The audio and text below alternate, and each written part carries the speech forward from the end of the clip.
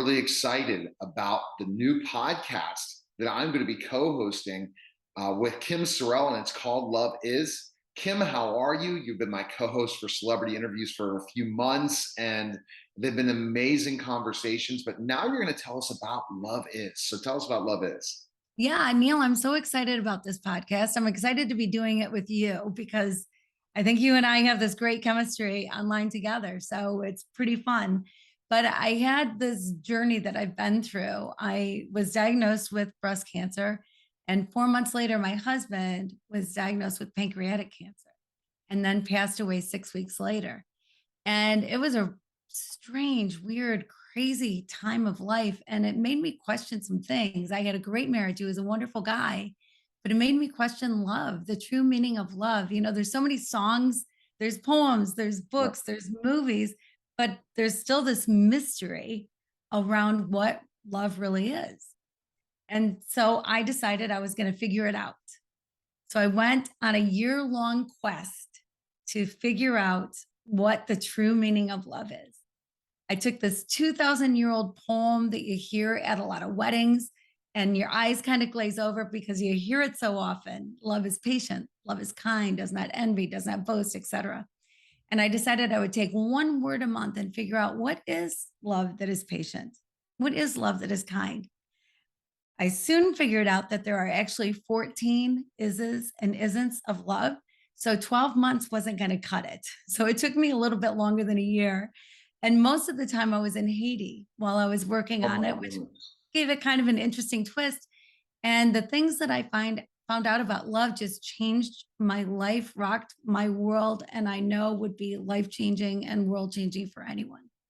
I think this is fabulous because again, you went and had to serve others and you learned about what love is. And I think it doesn't matter what religion you are, what your spirituality is. We when we give and we love others, we are going to feel more passionate about our lives, be more excited about what we're doing when we help people. And that's the thing that's missing in a lot of ways is service first, and then the rest will follow. A good friend of mine, Harry Spate, even talks about that in sales, as he's about service.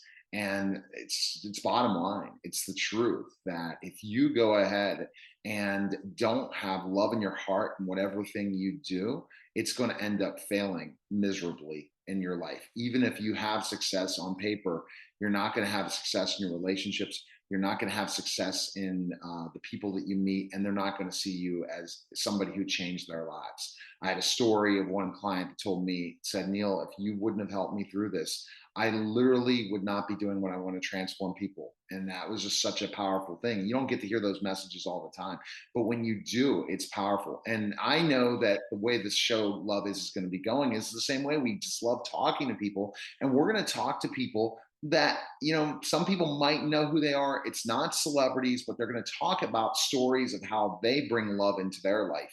And then you're able to kind of give feedback. And you're excited about that because there's going to be people that really are doing what you're doing on a regular basis. So it's exciting.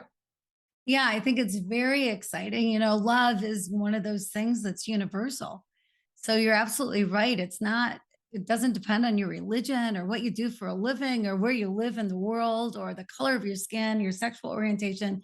None of that matters. Love is love, and it is for everyone. And it's something that is something that everyone can live. And when you do, the quality of life is just so much greater. And then you couple that with service, and you just become this authentic person, and not giving a sales pitch, not trying to inspire people from not the right place. You got to have the right heart to really talk to people and really care.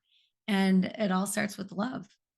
Absolutely. And the best place for people to go right now is your website. However, very soon the podcast will be up as this is the initial episode. We're going to be interviewing some amazing people. But what I want as the media giant wants for you is a podcast that really speaks to your signature programs of what you're doing. Your goal is to transform society through love. And you've already proven it with how many people have loved your book, and it's going to become a movement as your Facebook group community, all those different places. Your Facebook's already filled up to 5,000. People are going to have to either follow you on Facebook or other social media platforms because you're getting busy and you're really helping people with your message. So the best place people can go is where? Well, my website is kimsorrell.com, or easier yet is loveis.info. Loveis.info. You get taken right to my website, and there's lots of information and lots of great stuff there. All right. So this was the initial podcast of Love Is. Looking forward to some amazing guests. I appreciate the time, Kim, and we will talk very soon. Sounds great. Thanks, Neil.